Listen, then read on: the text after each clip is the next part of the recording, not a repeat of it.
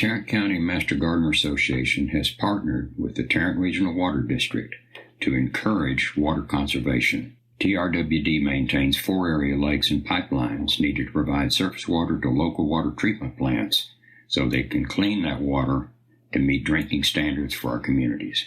There are currently 2.3 million people living in Tarrant County, and this is expected to double over the next 50 years. At SaveTarrantWater.com, you can sign up for free weekly watering advice custom to your location. There's also an event calendar where you can find information about future classes and workshops. So be sure and check out SaveTarrantWater.com to sign up for their free services. Thank you for joining us again. Tonight we're going to be talking about trees, shrubs, vines, and then a couple other categories, ornamental grasses and ground covers. I added onto this program because the other ones were already so long. So I just thought I would throw those onto this program and add a little bit more to this. So, all right. I just want to review about native and adapted plants. Native plants are plants that are from Texas and are used to our harsh and unpredictable climate. And we have all seen our unpredictable climate this year. Wow. But adapted plants, they're not native to Texas, but they originate from areas that have similar climates and hardiness zones and soil types. So they just work here. So this program here is not about native plants. There are some native, but it is about native and adapted plants. So just to make that clear. So why we use native and adapted to review, because they are tend to be more drought tolerant, heat tolerant, more water efficient, and lower use of pesticides and fertilizer. And again, as I said, I think the first program, they just work in our area. Another quick little reminder before we get into the plants, just reminder about the hardiness zone. Texas covers 5 zones. I'm not sure there's another state in the United States that can claim that, but when you're choosing plants, make sure they fit into this zone 6 to 9 or 6 to 10 category, depending on exactly where you are in the state of Texas. But choosing plants, so if we're in the DFW area, we're in zone 8. So if you choose plants that are hardy to zone 6, you get some hardiness on the freeze hardiness cushion, and then if you choose plants that are hardy all the way to zone 9 and 10, you get that heat tolerance with those as well. So let's start with trees. We're going to go over shade trees and ornamental trees, and again, I'm not covering every single tree that works in the state of Texas. I'm just hitting some of the most common ones and ones that I know do well in our area. Starting with Chinese pistache, just beautiful fall color. If you, like me, grew up north and you are craving that beautiful fall color, this is a great tree to give you that. Just beautiful reds and oranges. It'll grow about 40 feet tall and wide, has kind of that rounded shape to it. Trees are monoecious or dioecious, and like oaks are monoecious. They are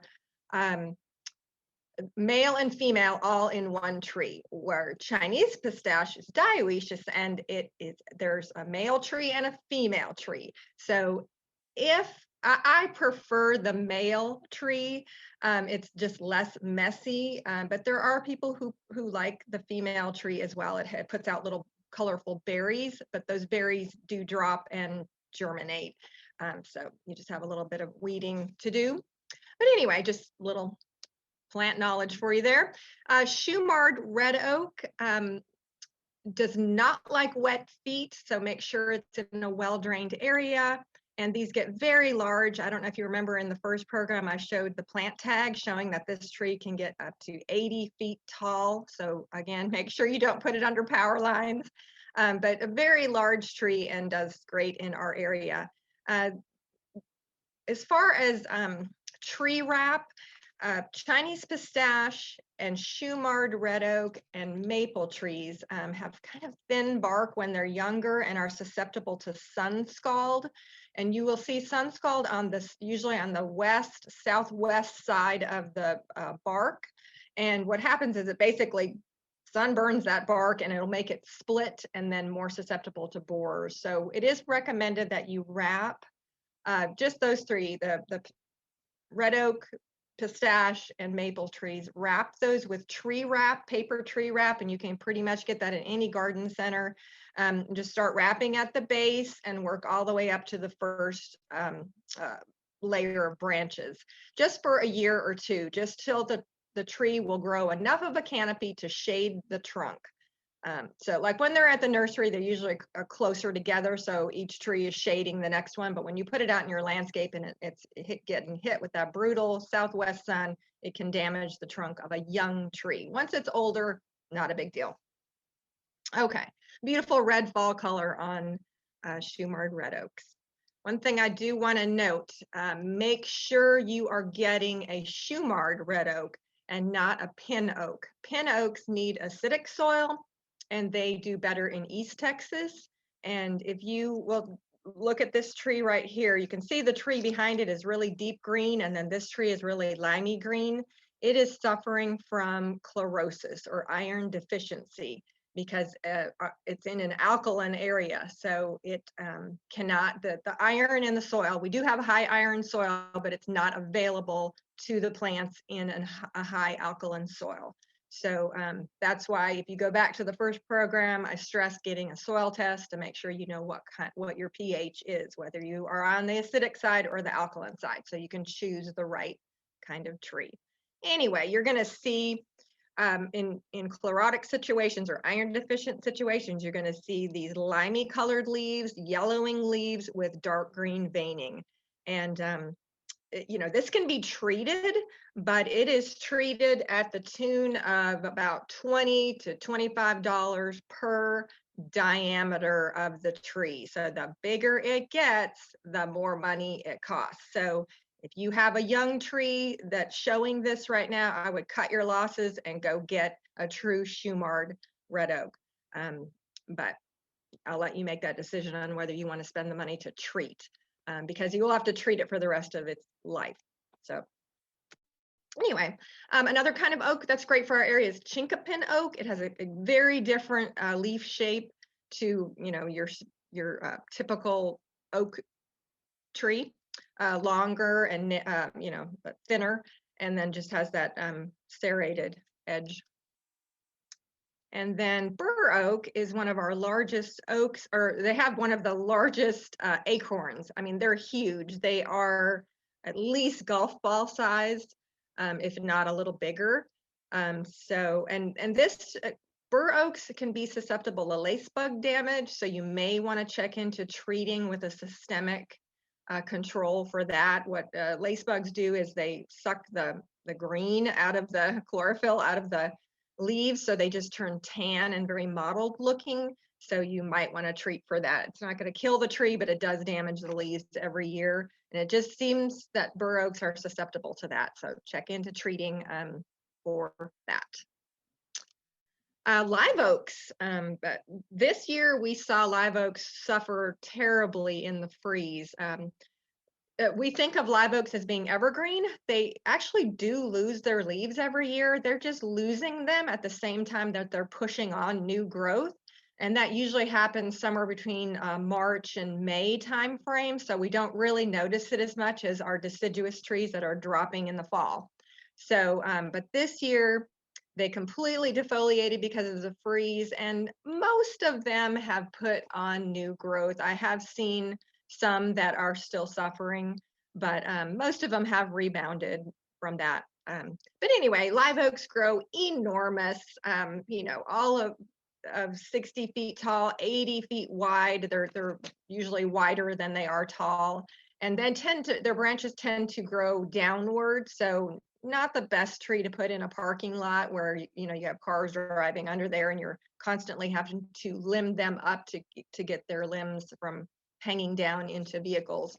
But anyway, great trees for our area. Magnolias.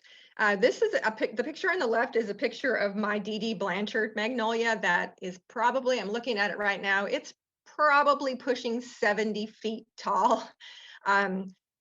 It's a little taller than most because it's surrounded by other trees, so it's been reaching for light for 25 years or 30 years. Anyway, This D.D. Blanchard variety has cinnamon colored backing on the leaves. But just put that, if you get that variety, make sure you have a very large area, or a area where it can grow very tall. It may not get 70 feet, but it will get all of 50. So it's a very large variety, a grandiflora. So here you can see the large bloom on my D.D. Blanchard variety. There are a couple smaller varieties that work well in our area. One of them is called Teddy Bear. It will grow about 20 feet tall, about 10 to 15, well, 10 feet wide or so. It has quite large, almost rounded leaves on it. And then the other variety is Little Gem, and it too will grow about 20 feet tall and 10 feet wide. Has much more narrow leaves on it, but both of those do very well in our area. They're not particularly drought tolerant, so I wouldn't put this out in a parking lot surrounded by gravel that you don't supplement with water, because it probably won't do well for you. I'm not saying that you have to water it any extra than the rest of your landscape, but it will need some supplemental water in our area. Okay, maples. Shantung maple is it's a Chinese maple, and it's a little bit smaller variety. It will only top out at about 30 to 35 feet tall and wide. The regular Shantung is the yellow in fall color, and then the Fire Dragon is red in the fall. And Fire Dragon was patented by Keith Johansson down at Metro Maples. So if you want to get on the Metro Maples website, metromaples.com, you can read all about that. They're great, great small trees. So for instance, you have a one-story house with a small yard, this might be a great tree. Remember, I talked about in the first program as far as scale. If you have a smaller house, you might want a smaller tree. Instead of putting a bur oak in your postage stamp front yard, you might consider this tree. Just a close-up of the yellow fall color on that. All right, ginkgos. Speaking of yellow fall color, ginkgo biloba. There's a few varieties of these. We just got one of these at my church garden called Autumn Gold, and it's got the fan-shaped leaf to it and beautiful golden fall color. And this tree will drop most of its leaves all in one day, so you don't have a lot of long drawn-out cleanup with ginkgos. But they're a little bit smaller as well, maybe in the 40-foot range. And usually they only sell male varieties. This again is that, there's a male tree and a female tree, and the female tree has very stinky fruit. So they don't even sell it in our area. They're usually just male varieties. A close-up of those leaves in the fall. All right, cedar elm is a great area native for our area, and tiny little yellow leaves in the fall, just green leaves otherwise. Elm trees do tend to put out a lot of seed, so there seems to be a lot of weeding with elm trees, but this is a good tree for our area, and it will grow probably 60 feet tall, 40 to 60 feet tall and wide.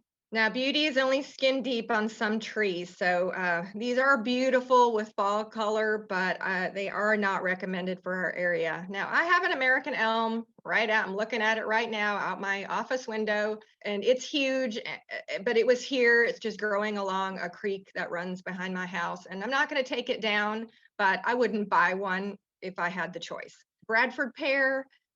30, 35 years ago, they were all the rage. They're very quick growing trees, and they have, blooms in the springtime and beautiful fall color, but very narrow branching structure that we have found after about 15 years. If there's a windstorm or a ice storm, because of that narrow branching structure, it creates a very weak branch structure that will break, and half of the tree will just fall off one day.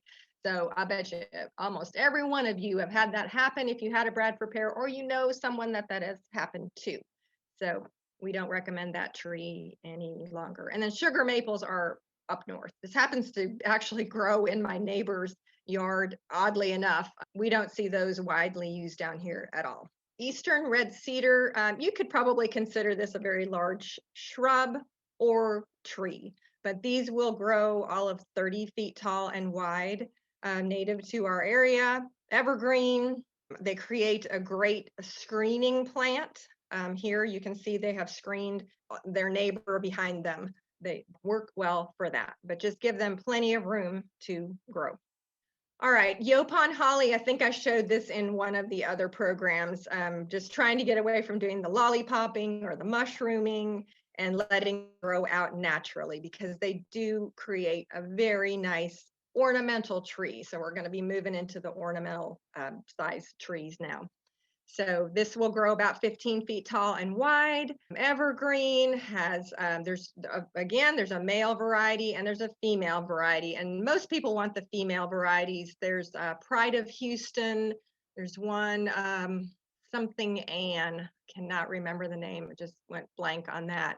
But great trees for our area. And you can grow them as a large shrub. Genetically, they are shrubs, but we limb them up, remove the bottom limbs to make them be a little ornamental tree. So they do sucker up at the bottom from time to time, so you can just cut those off at the ground, and maybe you have to do that a couple times a year. Cedar waxwings come in the wintertime, January, February timeframe, and they are so attracted to the berries of Yopon hollies. There's a weeping Yopon holly as well in tree form. So it has the exact same characteristics that I described before with the evergreen and the tiny little leaves and profuse red berries in the wintertime, but it just has that weeping, draping shape to it. But it will grow, 15 feet as well, but all the limbs are hanging down in a draping fashion.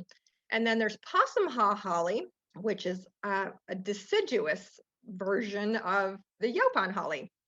So it loses its leaves in the wintertime, but it retains the berries. And again, the cedar waxwings come in the wintertime, and they will just clean these berries off. It's so fun to watch. This is my neighbor's tree.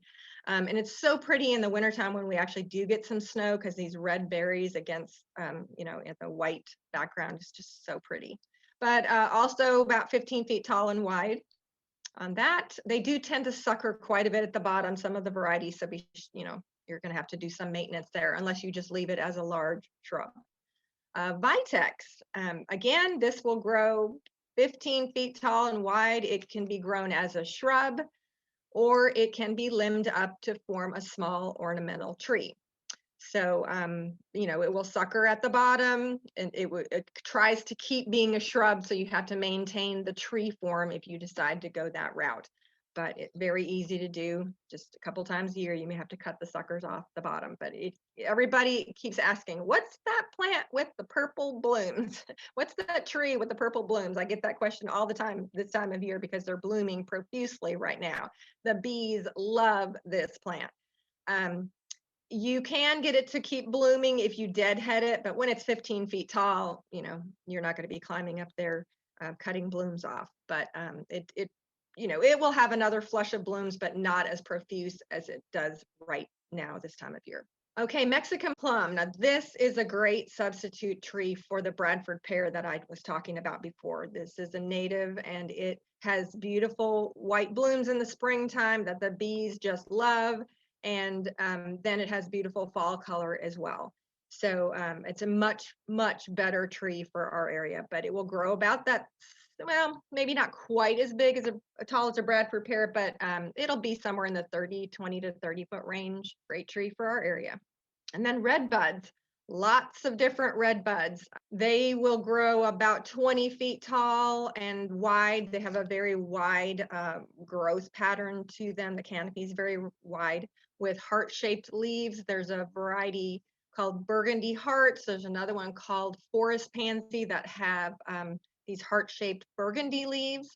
There's a variety called rising sun. There's another one called hearts of gold that have these lime green heart-shaped leaves to them. So these are great small trees for our area. They need good drainage though. Saucer magnolia, I talked about the magnolias early on that are evergreen. Well, this is a deciduous magnolia. So they drop their leaves and they put these blooms on before their leaves, and then the leaves come after that. So just again, another nice small ornamental tree for our area. It'll grow about 15-ish, maybe up to 20 feet tall and 10 feet wide or so. Chatalpa. You know what? I just realized I don't have a picture of a desert willow in this program, but this is a cross between a catalpa tree and a desert willow. So desert willow is Schalopsis, so it's a catalpa. They have desert willow looking leaves, but they have catalpa looking blooms. I grew up in Wisconsin, and we used to grow catalpa trees up there, and they have this type of a bloom on it, but they have a very large leaf, and they don't do well down here. But this is a great little ornamental tree to try, and very drought tolerant. When I planted this over at my church garden, I think I stuck a little scrap in the ground, and I had maybe a bottle of water in my truck that I poured on it, and never did another thing, and that thing rooted in, and it's still doing great today. So it'll be about 30 feet tall or so wide, very kind of a mounded shape to it. Full sun for all of those trees that I mentioned. Japanese maples. Now these are trees for shade. Definitely not native to our area, but they will handle our understory conditions very well. In Oregon, they can grow these in full sun, but not in Texas. Actually, you can see my Dee Dee Blanchard magnolia in the background there. So there's lots of different Japanese maples. Again, if you go to the Metro Maples site and read about all the different varieties that he carries, I think he probably carries about 60 different varieties. There's upright green, upright burgundy, there's weeping green, weeping burgundy, lots of different varieties. There's dwarf varieties. I bought one this year that tops out at 2 feet tall and 4 feet wide. So just a lot of fun. I have, I think, 29 maples in my yard. So check those out. Crepe myrtles. Again, they're not native. They're native to China, but they do work well in our area. And I know up in McKinney, they have the McKinney crepe myrtle trails of McKinney, where their goal is to have every crepe myrtle known to man growing in that city. So you can drive up there and see all the different varieties, lots of different colors on that. One thing though, the mantra is stopping the chop and crepe murder, we call it. I heard somebody say the other day, they don't want to call it crepe murder, they want to call it crepe mutilation. So because it doesn't kill the tree, it doesn't really murder it, but it does disfigure it. So we are trying to get away from that practice. And the way to do that is to choose the variety that fits the space. Remember, right plant, right place. So if you don't want a 30-foot variety, at the corner of your house, then choose a variety that's going to grow maybe 8 to 12 feet, because they're out there. There are crepe myrtles that grow 3 feet tall as little shrubs, and there are crepe myrtles that grow 30 feet tall and everything in between. So choose the color that you want and the height, mature height that you want. If you have murdered your crepe myrtle in the past, or if it's had freeze damage, there is a fix to that. You can actually take the crepe myrtle and cut the whole thing down, take a chainsaw and cut the whole thing down at the ground. You can see the old stump right here. And then what happens is it will send up, at least 20 new stems. And what you do then is you will pick half of those, maybe 10 of those that are the strongest, and cut the rest of them back down to the ground, and just leave those strongest stems to grow for a while, a year. And then the next year you'll come back in and reduce that down again and pick somewhere between 3, 5, maybe up to 7 of the strongest stems to become your new tree again. And it only takes a couple years to form a nice new tree again. And then you can just let it grow to its potential and don't murder or mutilate it anymore. One thing that I'm getting lots of questions on now, people are seeing crepe myrtle bark scale. So this is an insect. It's not a disease. It's actually an insect. If you were to take your hand and squish one of those white insects, it will be pink inside. You'll see this pink residue just squish out. So you know that it's alive and active. So the recommended treatment from Texas A&M is imidacloprid. This is one brand of imidacloprid. It is a systemic. It comes in a granular form, and it also comes in a liquid form. Now, this will kill bees. If you were to spray it directly on the bees, you will kill it. So will neem oil, which is an organic. If you spray it directly on a bee, you're going to kill it. So just read the label, follow the directions, and use it accordingly. The recommended time is late May, early June to apply it. And again, it's systemic. It takes it up through the roots and takes it all the way up to the top to kill this scale. If you see this on your crepe myrtle, do not treat with imidacloprid because you will kill this little critter too. This is a twice-stabbed lady beetle, which is the ladybug that will take care of this scale for you. So on the middle picture there, those are the old pupal cases that, when they molt, they come out of those cases. And then this is the adult on the lower right-hand side right there. So if you see those on your tree, don't treat because she'll do the job for you. And I love it when nature will take care of these problems like that. There, you can also, if you have a small crepe myrtle and you have just a slight infestation, you can even take like a toothbrush or a brush and kind of scrub the scale, and then you can spray it with horticultural oil, or you can just spray it with horticultural oil and it will smother these scale insects. But if you have a severe infestation like that picture I just showed you there, probably need to call out the big guns and treat that. It won't kill your crepe myrtle, but it will not look good. And what happens is the scale secretes sooty honeydew, which is its excrement, and then that is sticky, and then mold grows in that. So you end up having all this black mold growing on the bark as well. And the beautiful thing about crepe myrtles is that they do shed their bark. So once you get rid of the scale insect, then the next year the plant will shed its bark. In fact, they're shedding right now. So you get all new clean bark underneath, but you got to get rid of that insect.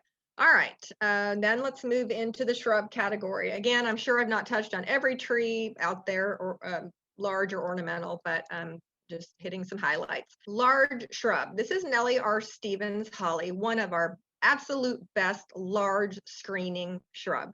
If you look at the picture on the left, that light pole there is probably 30 feet tall, and you can tell that that shrub is over halfway as tall as that light pole. And the parking space right there is 9 feet wide. So you can see that it's grown at least 10, 11, maybe 12 feet wide. And those have never, ever been pruned. On the right-hand side, that has been pruned, as you can see, very tightly, but it's still been allowed to grow very large. So put this plant where it can grow to its potential. Another way to grow it is to limb it up or tree it up, removing the bottom branches and then just letting the top grow out naturally. So I've seen those called patio trees, or heard them called patio trees. So that's just another idea. I've seen Savannah hollies grown that way as well, and Eagleston holly a lot of times are used as patio trees, where they've removed the bottom limbs and then just allowed the top to grow out. So those are also great varieties for our area. Nellie R is hard to beat though. Oakland holly is a holly that just naturally grows in this pyramidal form like that. They say if you want a pyramidal shaped holly that you almost never have to prune, try Oakland because it grows so slowly.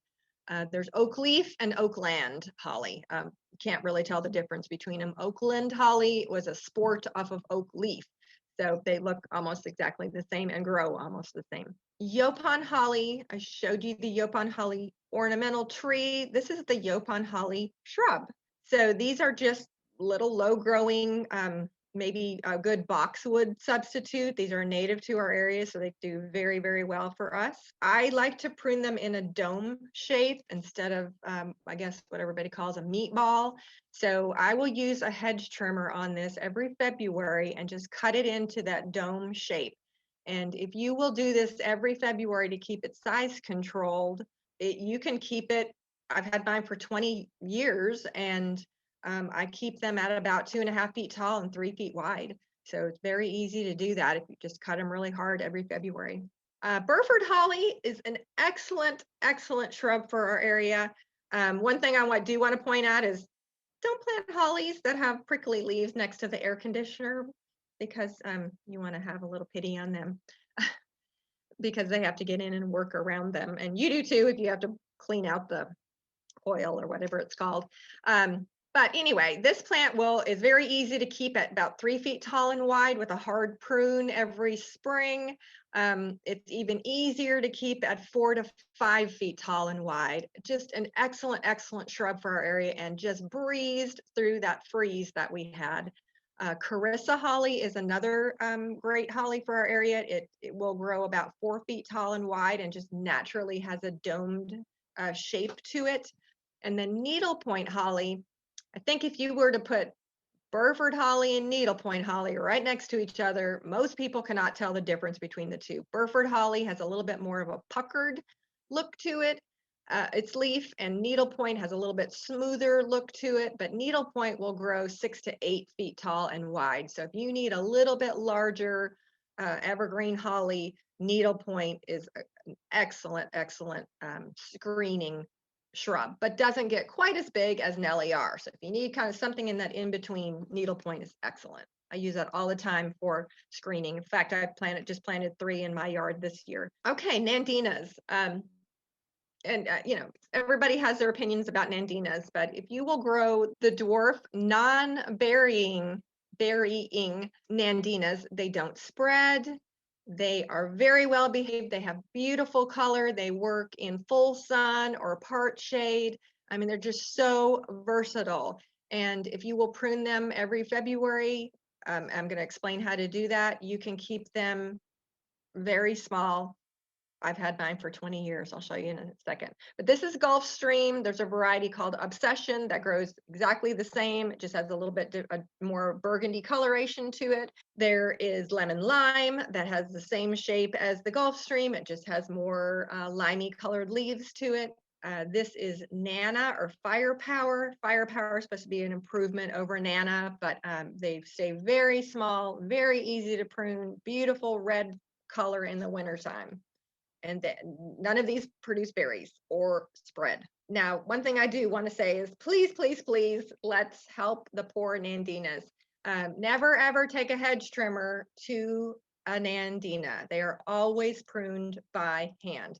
If you want to see these shrubs, you can drive down 377 in Keller, and there they are, and that's how they look every year. But these are my Nandinas, and they get pruned every February. You take the tallest canes or stems, and you follow those down to the ground, and you take your little hand pruners and prune them at the ground or as close to the ground as you can get.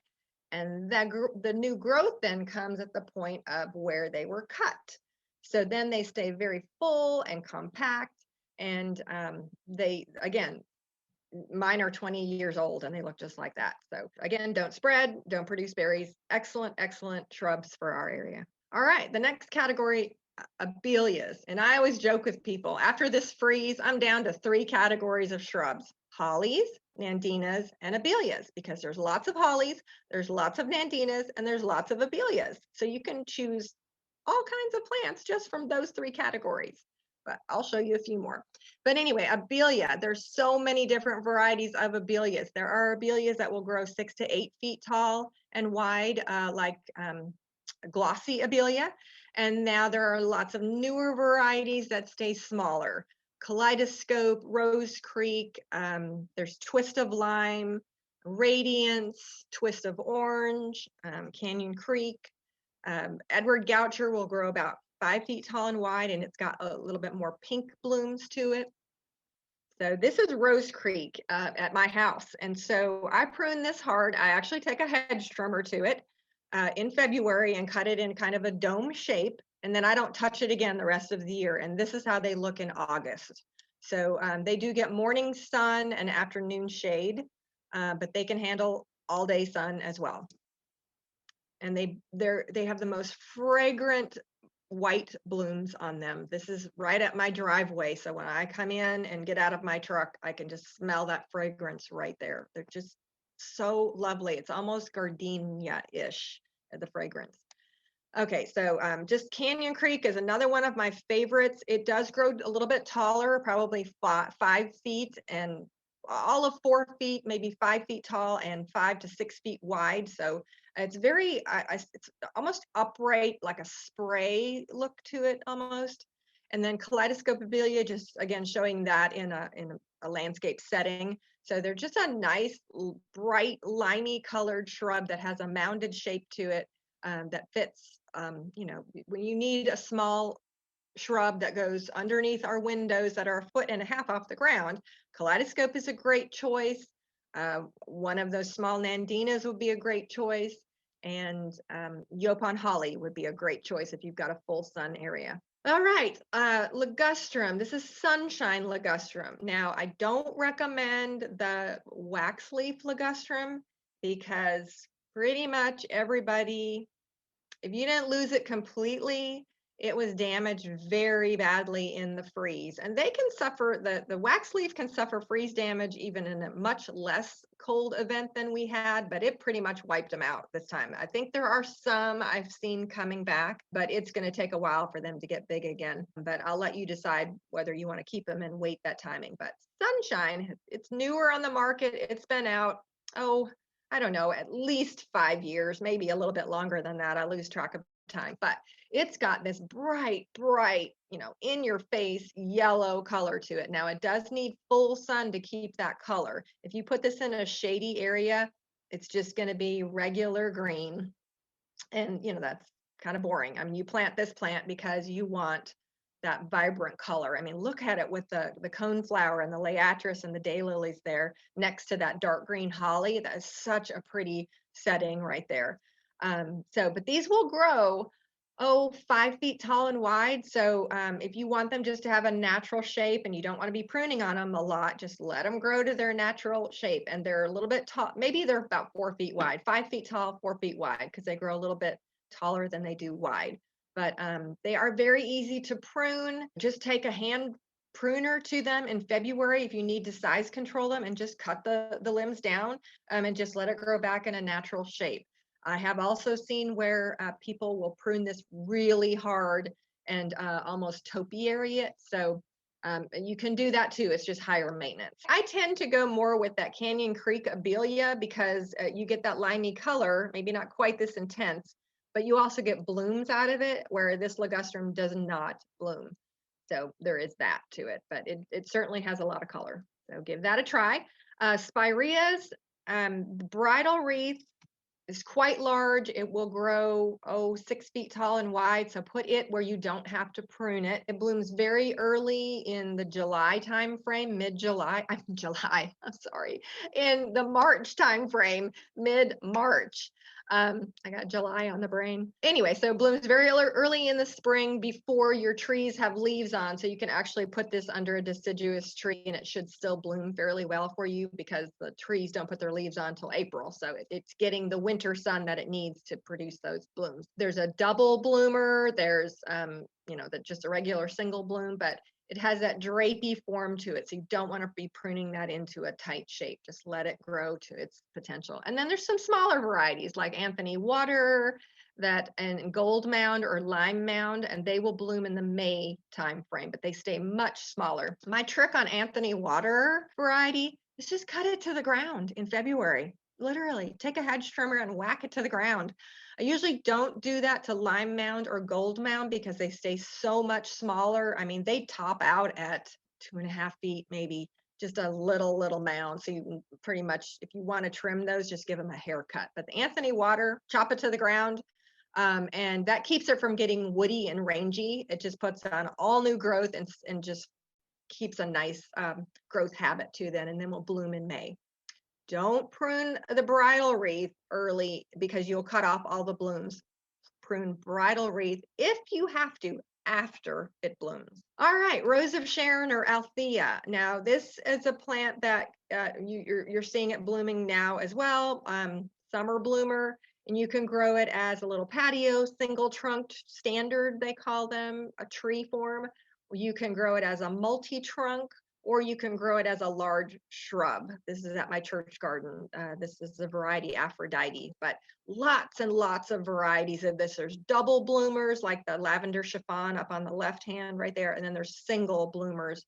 Some of them have just a solid color, some of them have a darker center to them, but just tons of varieties. There's a new variety or series called Smoothie. So there's strawberry smoothie, raspberry smoothie, blueberry smoothie, peppermint smoothie, all of those varieties that have a double bloom. There's one called Purple Pillar that grows very tall and narrow, like 2 to 3 feet wide and up to 8 to 12 feet tall. So if you've got something that you need in a narrow, sunny area, that would be a variety to check out. They do not like wet feet, though. Make sure they have well draining soil or they can succumb to rotting. Cenizo, speaking of plants that need super good drainage, this is a Texas sage that they also call this the barometer bush because it blooms usually after a rain with these purple blooms, and it's got grayish kind of foliage. There's one variety called Green Cloud that has a little bit more green foliage to it, but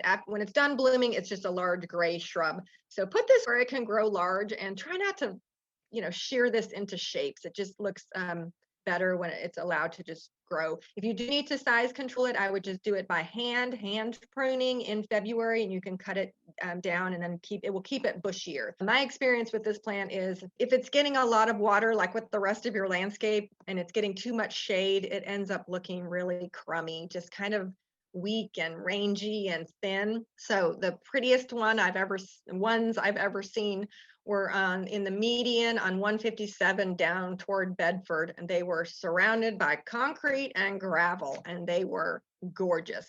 I don't know what the watering system was or if they were getting any water at all, but this is a great drought tolerant, heat tolerant, full sun shrub for our area. Flowering quince. This is another early blooming shrub that puts on blooms before foliage. One thing I do want to note, the old varieties do have big old thorns. So if I can show you that right there, so be careful around that shrub, but it's just a fun, shrub to have those early spring blooms, like February, March timeframe. That's how early they bloom, along with the daffodils. And then after that, when they put their leaves on, they're just a green shrub. Some of the varieties can grow quite large. So read about the different varieties. There are some newer more dwarf ones.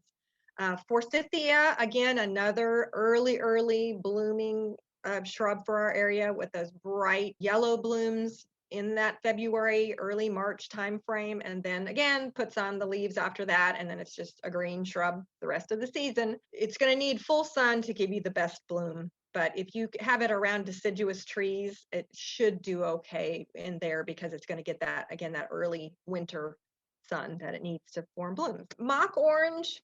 This is a plant that's going to need a part shade situation. I don't know if any of you grow this, let me know maybe in the comments and the conditions that you grow it in. I don't grow it. I used to years ago, but I had an old timey, really heavily spreading variety, and I ended up taking out. But this, I think some of these newer varieties don't spread. This was taken at the Grapevine Botanic Garden. So if you want to see what it looks like now, this was taken, I think, in April. So it was blooming then, and some of the varieties have very fragrant, they call it mock orange because it smells like an orange bloom. But some people have told me that their varieties don't have a fragrance. So you just have to read about this plant. But it's going to grow about, 4-6 feet tall and wide-ish. Mahonia, leatherleaf Mahonia. I have found is the most cold hardy for our area. It's very prickly though. So, put this in it's for the shade garden. Put this where you're not going to be walking by it and bumping into it because it's extremely prickly, but it is a great plant for a full shade area in the winter. It'll get these yellow blooms, and then it's followed by these purplish blue berries, and it will grow about 4 feet tall, maybe up to 6 feet tall. It can be a little gangly looking, so you might want to plant in mass so you have a big collection of those. There is a newer variety called Soft Caress. There's a couple other ones out that I cannot remember the name, maybe Marvel or something like that, Mahonia. I have found though that Soft Caress is not cold hardy, and this year completely wiped it out, but I have had it freeze to the ground in way less cold weather than we had this year. So I cannot recommend it unless you are willing to protect it. But it is not prickly at all. That's what I had high hopes for that plant because it grows about 3 to 4 feet tall. It's evergreen. are supposed to be evergreen, and then it gets the same yellow blooms on it in the wintertime. And I just was so excited about this plant. But where I want a 3 to 4 foot evergreen shrub, I don't want to start at the ground every year like a perennial. So I was very disappointed, but it's completely out of my garden now because they all died. I had one left that didn't die from other freezes, and this year took that one out. So make sure you put it in a protected spot, or be willing to protect it with frost cloth or some sort of protectant if we get a extreme cold winter again. Or maybe you live a little bit farther south in the Metroplex where it's a little more protected. Another great shrub for full shade is Akuba, gold dust Akuba. What I like about it are these speckly leaves that just are so bright in a dense, shady area. It cannot handle sun. It can handle some morning sun, but you want to be careful in afternoon sun. If the leaves turn black, it's either getting too much sun or it's in a poorly draining area. So this plant, again, needs well draining soil, or it can succumb to rot as well.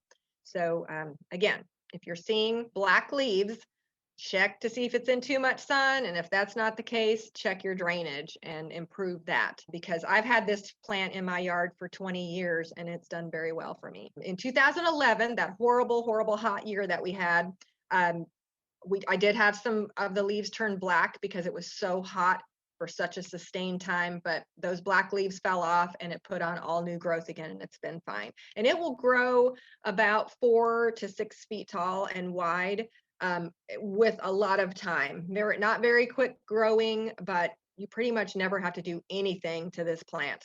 If you've got it in the right conditions, you just do nothing to it. There is a solid green variety. There's a dwarf variety that grows about 3 feet tall and wide. It'll get these red berries on it, but just plain green. But again, for full shade. I think I may have mentioned this one in the perennial program, so I guess it could go in either category, but this is also a little bit cold tender, so be careful that you put that in a protected spot or be willing to protect it.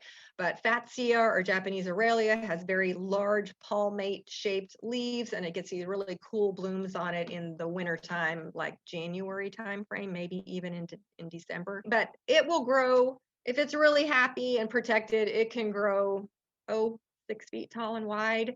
Mine usually only gets about 4 feet tall and wide, and then I'll lose part of it in a freeze. So again, be careful and protect that. But it's cool for the shade garden if you've got a protected spot. Here's a great low growing evergreen yew, plum yew or Japanese spreading yew, and it's called spreading yew because of its form. It grows wider than it does tall. It doesn't spread as in invasively. It's not invasive at all. It's extremely slow growing, as a matter of fact. So it's called prostrata. This is just an up close of the foliage. But if you need a low and wide growing evergreen for the shade, this is an excellent plant, just excellent. It doesn't bloom or anything, but if you just need something evergreen to grace the ground, that's a great plant. I planted mine in 2011 and it sailed through that summer and it sailed through this winter. So it's pretty tough. Hydrangeas, lots of different types of hydrangeas. The ones that do the best here are the oak leaf hydrangeas. Now they do grow very large. This is a variety called Alice in this picture, and it will get at least 8 feet tall and wide, so put it where you can let it grow. If you do have to trim it to size control it, do that immediately after it's done blooming. In fact, right now would be the time to do any pruning on oak leaves if you have to. That way they have time to regrow and set their blooms next spring. The mop heads or the macrophylla or the large leaf hydrangeas like Endless Summer and Lady in Red and those types of varieties, they tend to like a lot of water. Oak leaf is not as thirsty as the macrophylla varieties. Be willing to supplement those if you want to use hydrangeas. If you have alkaline soil, you're going to have pink blooms. If you have acidic soil, you're going to have blue. And if you want to force them to be blue, you have to add acidic soil amendments to your soil. Do that. There's a There's a soil acidifier that Espoma makes that you can use that. Then there are other varieties. I don't have these pictured. I don't see a lot of those, but I'm seeing a few of them now in around our area. The paniculata varieties like Limelight. That's one variety. So do your research on those. Make sure you're giving them supplemental water, and that variety can actually take sun. I do tend to see those more in cooler climates like up north. I'm seeing some people having success with them down here as long as you supplement with water. But oak leaf is probably the best for our area. I think I may have mentioned this one again in the perennial program, but this is American Beautyberry. There is a white berrying variety as well. You can let it grow large, like 8 feet tall and wide if you never, ever prune it.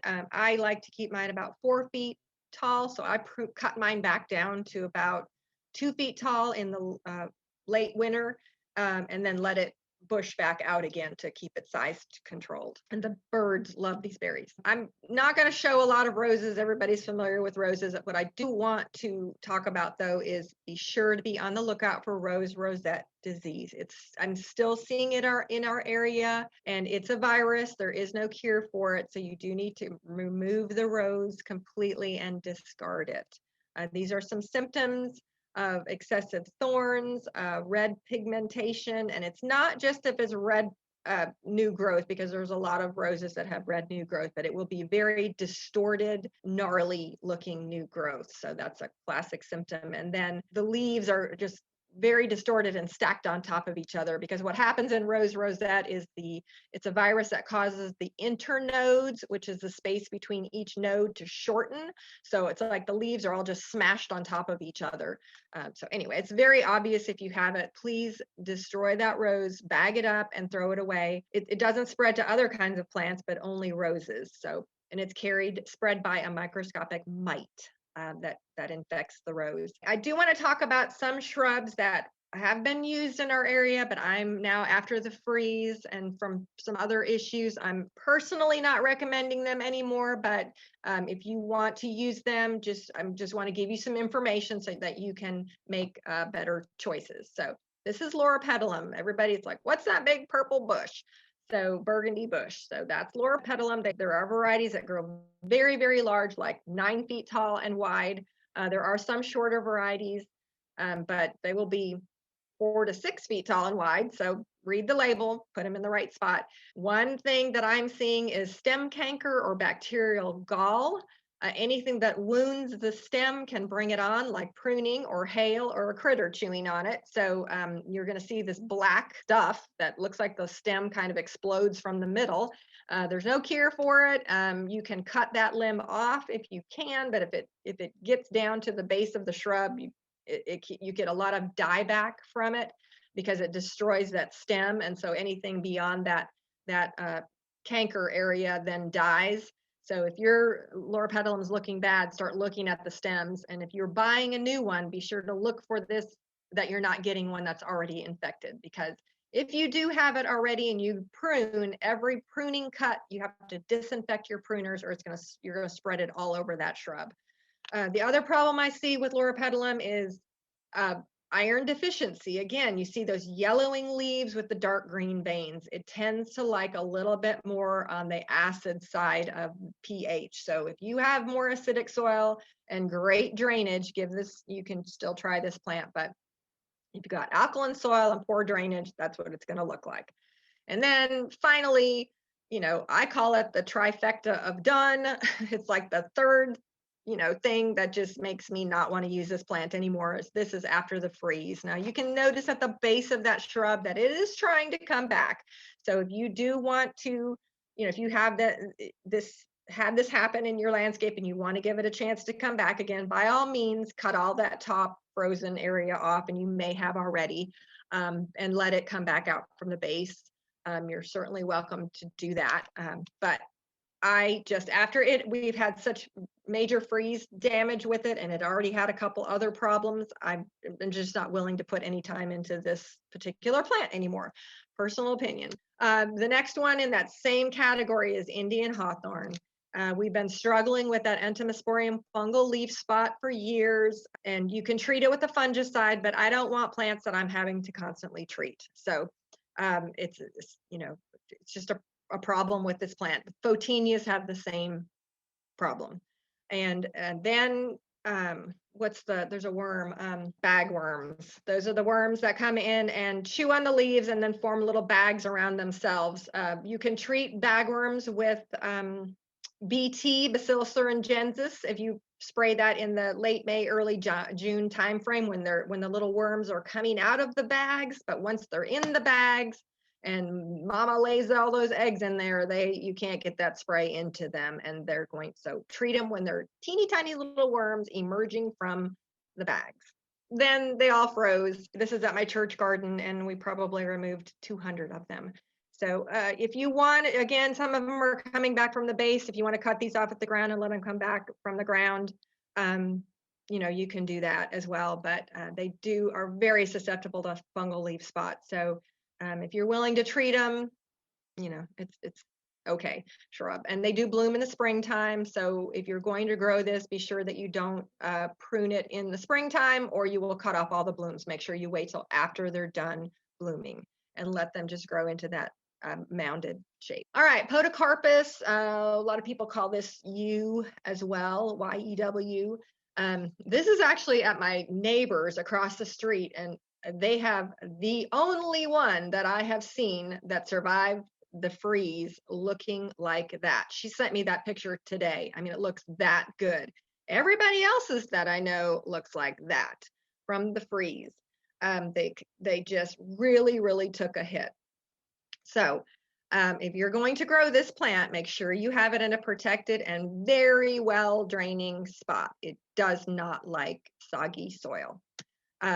Some of them I've seen do have new growth, like right here, you can see new growth coming back on them. So if you want to take the time to tediously prune out all the brown, it may come back fine for you. I'll let you make that decision, but just know that this plant is susceptible to freeze in less freeze events than we had this February. But this year really took out a lot of them. And I've seen this plant grow 20 feet tall. But you also can prune it very hard if you need to. Pittosporum. This is a variegated pittosporum that grows very, very, very large, and this is what they all look like this year. So if you're going to grow pittosporum, make sure you put it in a protected spot, or just be willing to lose it when we have a hard freeze. I've seen pittosporum suffer in much less freeze events than we had in February. But nothing like I've seen this February. I mean, it took them all out. So yeah, Wheeler's dwarf is a smaller variety. Again, it's susceptible to freezing too, but if you have it in a protected spot, or you're a little farther south in the Metroplex, it's a fine shrub. It's just not as cold hardy as I would like it to be. All right, ornamental grasses, and we're just about done here. So I love ornamental grasses. This is my favorite, Adagio. It plumes or has that inflorescence earlier than all of them. It will have those in the summertime, where most ornamental grasses, it takes till the fall for them to put on their show. And I love in the wintertime after we get a freeze, because you get the colorful blades of grass then as well. It's just ribbons of color on that grass in the wintertime. And I leave it through the wintertime because I like that look in the winter, just to add texture. And then I cut it back hard in February to the ground, or down to maybe 3 inches. Pink muley is another type of ornamental grass. It'll grow about 3 feet tall and wide, maybe a little bit less than that, and it gets these pink plumes on it, but not till like November timeframe. So this one does bloom very, very late in the year, but it's a showstopper when it blooms, or when you see it planted en masse. Pine muley is one of my favorite grasses as well. What I like about it is it holds this form, this kind of erect form like that. It doesn't get floppy. It doesn't have a colorful inflorescence to it, but they're just tan little seed heads, but it's kind of got a gray-green foliage to it. And I just really, really like that strong form that it adds in the garden. And it will grow about 2.5 feet tall and all of 3 feet wide. So it's really a great ornamental grass. The last kind of muley, this is a native. This is Lindheimer's muley, and it will grow 4 to 5 feet tall and wide, and maybe push even a little taller than that when it gets its inflorescence on it in the fall. So it's just a really, really great grass for our area. Extremely, extremely drought tolerant. So you can rot this grass if you give it too much water. So this is a great plant for out in those medians with, gravel around them. Then one of our smallest grasses is Mexican feathergrass. Again, extremely drought tolerant. Just turn the water off to these because they will rot if they get too much water. They are very kind of floppy though, or flowy in the breeze. You can see I took a picture there where the wind was blowing, and they just really go with the breeze. So kind of fun to watch, kind of flowy when the breeze is blowing. But they'll only grow about 1.5 feet tall and wide, maybe 2 feet tall. So they'll fit in those smaller spaces. Vines. One of my favorite is cross vine. This is not trumpet vine. I do not recommend trumpet vine. It's extremely invasive, but this will kind of give you that same look with a much, much more well-behaved vine. It's evergreen, but it's a strong grower, and it will grow all of 20 feet. So make sure you have a nice big trellis to put it on, or you're gonna have to prune it a little bit. But, it will bloom in the May-June timeframe with these, this is called Tangerine Beauty. So with these tangerine colored blooms.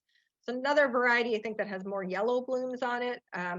I've never grown that one, but I'm sure it grows in the same way. Just a great vine for our area. Another one is Carolina jessamine. A lot of people want to call it jasmine, but it's jessamine.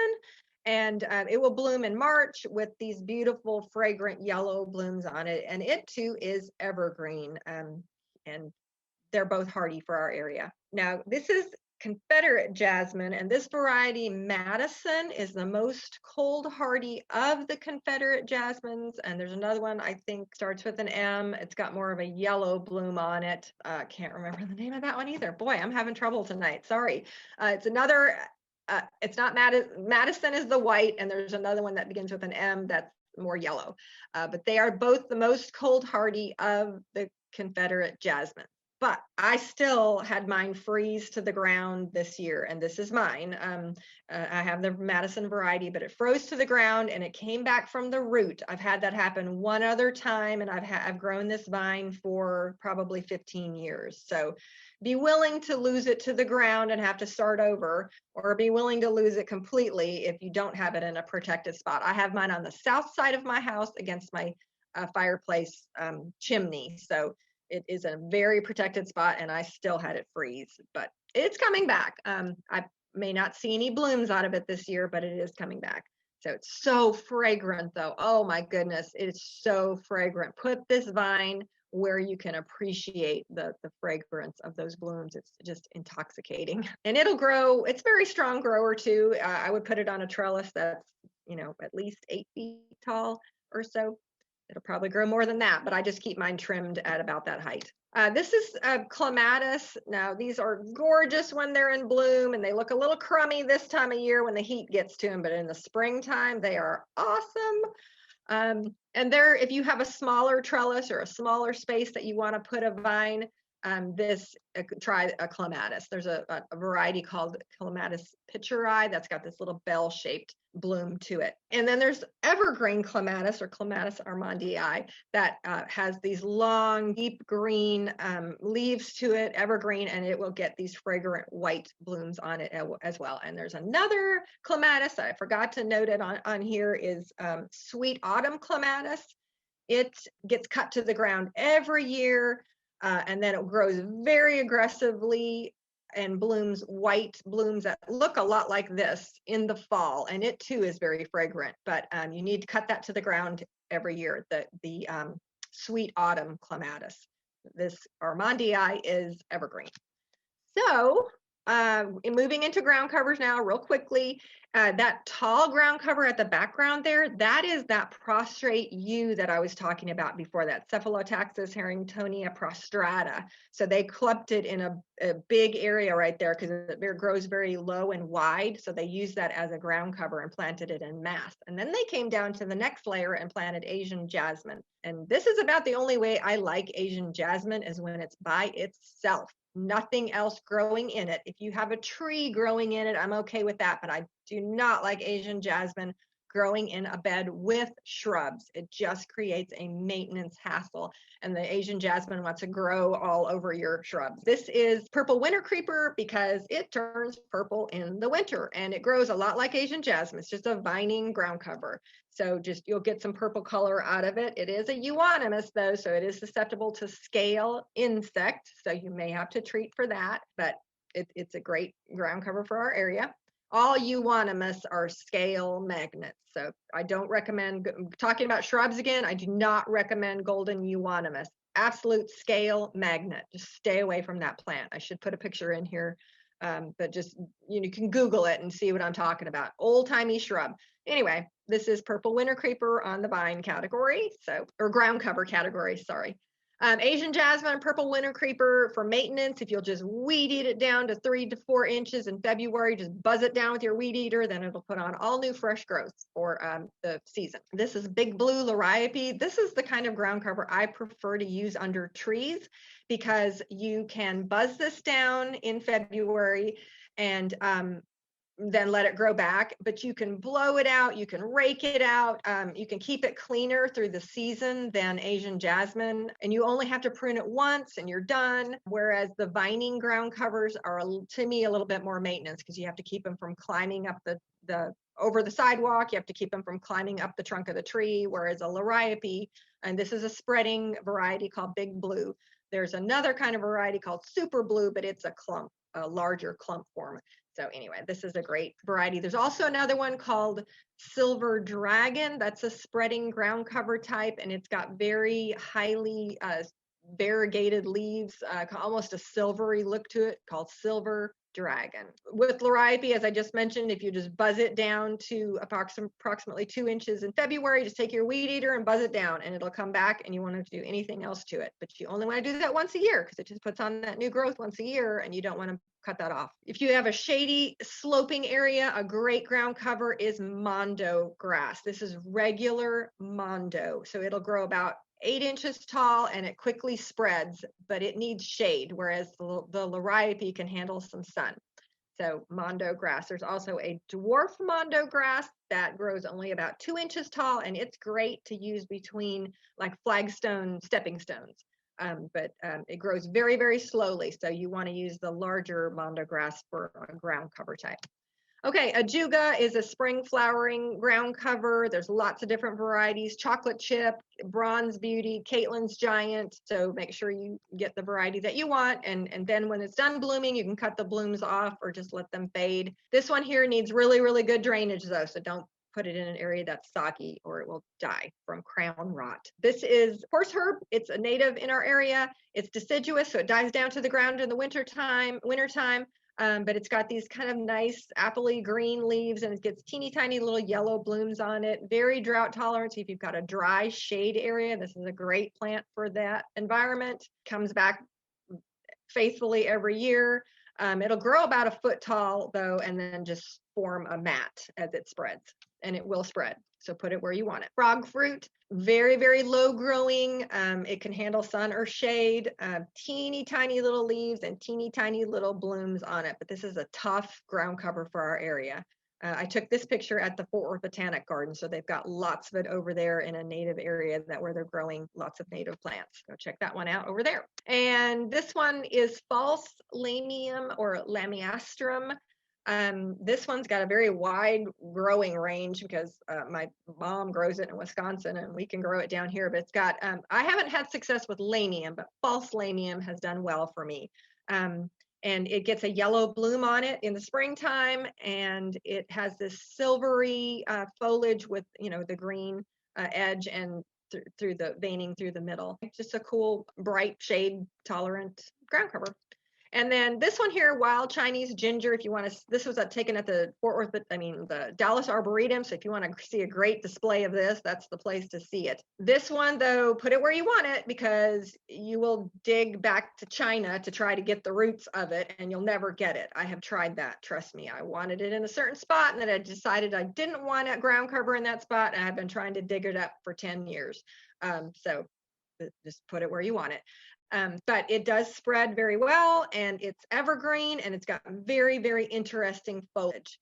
It's hardy in the ground. I have not found it. I tried putting it in a pot and it died in the winter, this freeze in the pot, but it does very well in the ground. Strawberry begonia, a strawberry geranium. It has a geranium looking leaf, but it grows like strawberries where it sends out the little runners. And then it gets a really pretty dainty white bloom on it in the springtime. But this is a great shade loving ground cover. It's barely rooted in the ground though, so you don't have to worry about this being invasive in the least. It takes a couple years for it to form a nice thick ground cover growing.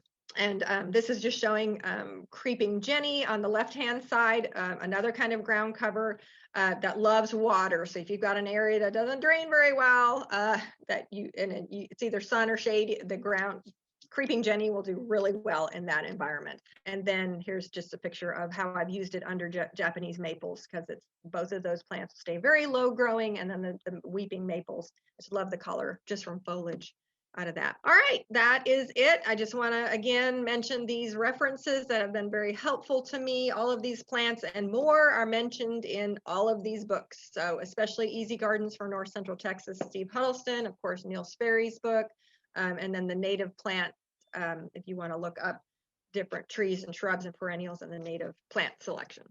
So anyway, again, all these same references from websites. I want to just remind you, any tree, shrub, vine, ground cover, whatever, if you want to Google it and put tamu.edu with your search, you will get Texas A&M researched information about that particular plant and how it does in the state of Texas. So, and then also the other sites right there. Again, I think that this video is recorded and will be on the SaveTarrantWater.com website, so you can check that out later. And then again, just mentioning my my references, my blog site or Instagram and Facebook for just information on those sites.